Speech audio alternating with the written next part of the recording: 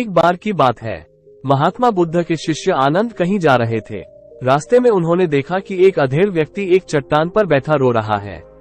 वे उसके पास गए और बोले, क्या बात है वत्स, तुम कौन हो और क्यों रो रहे हो? आनंद की बात सुनकर उस व्यक्ति की सिसकियां थम गई। वो अपने आंसू पोंछता हुआ बोला, मैं पास के गांव का रहने वाला एक बदनसीब व्यापारी हूँ। मैं जो भी काम करता हूँ वो बिगड़ जाता है। व्यापार के चक्कर में मैंने अपनी पत्नी के गहने गंवा दिए, मैंने अपने परिवार को भी खो दिया, यहाँ तक कि मेरा घर भी गिरवी पड़ा है।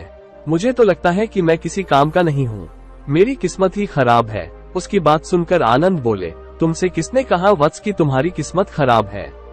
जरा मैं भी तो जानूं कि तुम्हारी किस्मत में क्या खराबी है।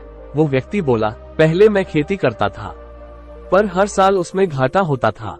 कभी सूखा पड़ जाता तो कभी ज्यादा बारिश के कारण फसल बर्बाद हो जाती। इससे परेशान होकर मैंने व्यापार करने का निश्चय किया। मैंने पत्नी के गहने बेचकर अपना व्यापार शुरू किया, लेकिन मेरा व्यापार नहीं चला। शुरू में परिवार वालों ने मेरा साथ दिया, लेकिन जैसे जैसे मुझे नुकसान होने लगा, मेरे परिवार वाले भी मुझसे दूर हो गए। मैं ये सब उनके लिए ही कर रहा था, लेकिन अब वे लोग मुझे देखकर नजरें फेर लेते हैं और मुझे ही मेरे परिवार की दुर्दशा का जिम्मेदार ठहराते हैं। उस व्यक्ति ने एक लंबी सी सांस ली और फिर बोला, मेरा एक मित्र है, उसने भी मेरे साथ अपना व्यापार शुरू किया था। उसका व्यापार अच्छा चल रहा है। वो जब भी मेरे घर आता है तो अपनी सफलता की कहानियां सुनाता है। उसकी बातें सुनकर मेरे घर वाले भी कहते हैं कि उसे देख और कुछ सीख। हमें तो लगता है कि तेरे वश का कुछ भी नहीं है। उन लोगों की बातें सुनकर अब तो मुझे भी लगने लगा है कि शायद मेरे वश का कुछ भी नहीं है। अब तो मुझे अपना जीवन ही व्यर्थ लगने लगा है। मेरे मन में ख्याल आता है कि अपना जीवन समाप्त कर लूं। मैं यहाँ आया भी इसी इरादे से था, लेकिन हिम्मत नहीं कर पाया, इसीलिए यहाँ एकांत में बैठा विलाप कर रहा था।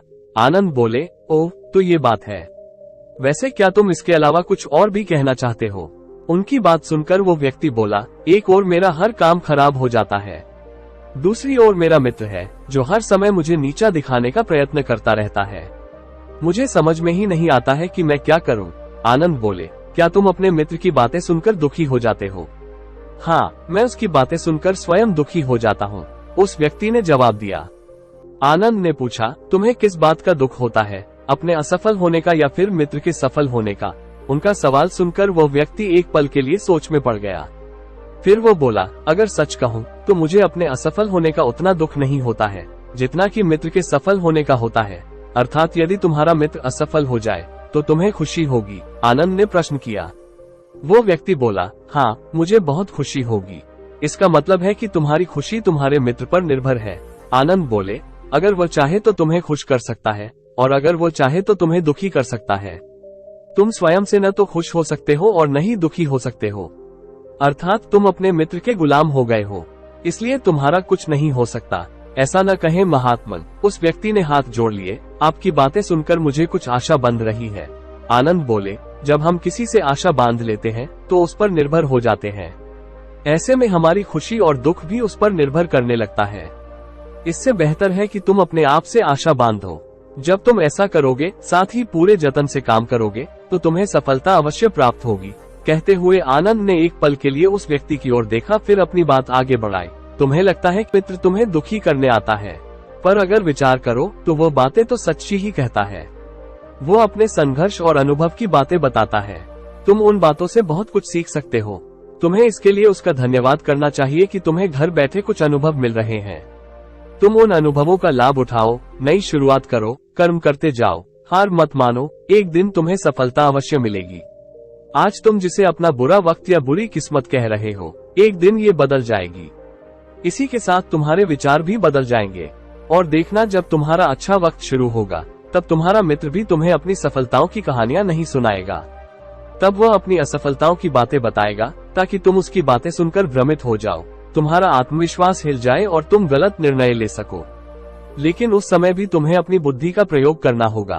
तुम्हारा मित्र जैसे आज तुम्हें दुखी करने आता है, उसी तरह उस समय भी वो तुम्हें दुखी करने आएगा, क्योंकि जिस तरह उसे दुखी देखकर तुम्हें मजा आता है, उसी तरह उसे भी तुम्हें दुखी देखने में उतना ही मजा आता है। वह व्यक्ति बोला, आपने सही कहा, लेकिन मेरा सबसे बड़ा दुख ये है कि मेरे परिवार के लोग भी इसमें शामिल हैं। वास्तव में मैं तो अपने परिवार के लिए अच्छा करना चाहता था, लेकिन वे लोग भी मेरी बात नहीं समझते हैं। वे भी मुझे गलत कहते हैं और अब तो वे मेरे साथ भी नहीं हैं। आनंद बोले, मैं सब समझ गया। तुम सांत्वना चाहते हो। वास्तव में इस दुनिया में सभी लोग सांत्वना ही चाहते हैं। हम चाहते हैं कि हम जब भी कुछ करें तो लोग हमारी प्रशंसा करें, लेकिन आमतौर से ऐसा नहीं होता है, इसलिए हम दुखी हो जाते हैं। हमें लगता है कि हमारे मित्र, परिवार वाले सब मतलबी हैं। लेकिन तुम अगर किसी को अपना परिवार मानते हो और उसके लिए कुछ करना भी चाहते हो, तो तुम्हें ऐसा क्यों लगता है कि तुम दूसरों के लिए कुछ कर रहे हो? वास्तव में तुम अपनी खुशी के लिए कर रहे हो। इसलिए परिवार के लिए कुछ करना वास्तव में अपने लिए ही करना होता है। लेकिन अगर ऐसा करते समय तुम्हें लगता है कि तुम दूसरों के लिए कर रहे हो, तो तुम दुखी रहोगे। और अगर तुम्हें लगता है कि तुम अपने लिए कर रहे हो, तो तुम खुश रहोगे। क्योंकि जब तुम अपने लिए कुछ अच्छा करते हो या करना चाहते हो, तब तुम्हें सांत्वना की जरूरत नहीं पड़ती है। आनंद की बातें सुनकर उस व्यक्ति के चेहरे के भाव बदल गए। वो बोला, आप सही कह रहे हैं, मैं समझ गया हूँ। अब तक मेरी किस्मत खराब इसलिए थी क्योंकि वो दूसरों के हाथ में थी। अब मैं अपनी किस्मत को अपने हाथ में रखूंगा। मैं फिर से प्रयत्न करूंगा, पूरे मन से काम करूंगा और जब तक सफलता नहीं मिल जाती, चैन से नहीं बैठूंगा। उस व्यक्ति की बात सुनकर आनंद मुस्कुराए और उसे एक छोटी सी डिबिया देते हुए बोले, इस डिबिया को हमेशा अपने पास रखना। इसमें एक ऐसा राज है जो तुम्हें बड़े से बड़े दुख से भी बाहर निकाल लेगा। लेकिन इसे तभी खोलना जब तुम्हारे जीवन में कोई रास्ता न सुझाई दे और तुम्हें लगे कि सब व्यर्थ है। ये दुनिया व्यर्थ है और यहाँ रहना भी व्यर्थ है। उस व्यक्ति ने आनंद को धन्यवाद दिया और डिबिया को लेकर चला गया। उसने नए उत्साह के साथ फिर से अपना व्यापार आरंभ किया। उसका व्यापार चल निकला। अपनी मेहनत और लगन के बल पर वो एक बड़ा व्यापारी बन गया। परिवार वाले भी उसके साथ आ गए और उसका जीवन हंसी खुशी बीतने लगा। अब वो भूतकाल का रोना छोड़ चुका था। वो भविष्यकाल की भी चिंता नहीं करता था, बस अपने वर्तमान को संवारने में लगा रहता था। और जो कुछ भी वो करता था, वो अपने लिए करता था, अपनों के लिए करता था। इसलिए वो प्रसन्न था। उसके जीवन में अब कोई दुख नहीं था। लेकिन वक्त हमेशा एक जैसा नहीं रहता है, वो बदलता रहता है। उसके जीवन में भी बदलाव आया। एक दिन उसके राज्य पर पड़ोसी राजा ने चढ़ाई कर दी। उसने इस राज्य पर अपना कब्जा कर लिया। उसके सैनिकों ने चारों ओर लूटमार मचा दी। उन्होंने व्यापारी का सारा धन लूट लिया। उसके घर में आग लगा दी। जान बचाने के लिए उसे अपने परिवार के साथ वहां से भागना पड़ा। वो व्यक्ति अपने परिवार के साथ कई दिनों तक इधर उधर भटकता रहा। वो दाने दाने को मोहताज हो गया। उसका बच्चा बीमार हो गया। इलाज के अभाव में वो तड़पने लगा। ये देखकर उसका हृदय चीत्कार कर उठा। वो कैसे अपने बच्चे का इलाज कराए? उसके पास तो खाने के लिए भी पैसे नहीं थे। ऐसे में उसे एक बार फिर निराशा ने घेर लिया। उसे लगने लगा कि उसका जीवन व्यर्थ है। सारी दुनिया व्यर्थ है। किसी भी बात का कोई मतलब नहीं है। भले ही आप जीवन में कितना भी कुछ कर लो, कितनी भी सफलता हासिल कर लो, पर अंततः ये जीवन समाप्त ही होता है। तो फिर ऐसे में जीवित रहने का क्या फायदा? इससे तो अच्छा है कि वह अपना जीवन समाप्त कर ले। लेकिन तभी उसके दिमाग में आनंद की दी हुई डिबिया कौंध उठी। उसने उत्सुकता के साथ उसे खोला। डिबिया के भीतर एक पर्ची रखी हुई थी। पर्ची पर कुछ लिखा हुआ था। उसे पढ़कर उसकी आंखों के आगे छाया निराशा का अंधेरा छट गया और वो मुस्कुरा पड़ा। पर्ची पर लिखा हुआ था, ये समय भी बीत जाएगा। उसने डिबिया को अपनी मुट्ठी में भींच लिया और एक नई शुरुआत के लिए उठ खड़ा हुआ। दोस्तों, अगर आप भी ऐसी ही परिस्थिति से गुजर रहे हैं तो निराश ना हो। अपने अतीत पर शोक न करें, न ही भविष्य की चिंता करें।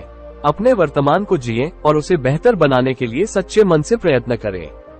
यकीन माने, जल्दी ही आपकी किस्मत भी बदलने वाली है। दोस्तों, यदि कहानी पसंद आई तो चैनल को सब्सक्राइब करना न भूलें। धन्यवाद।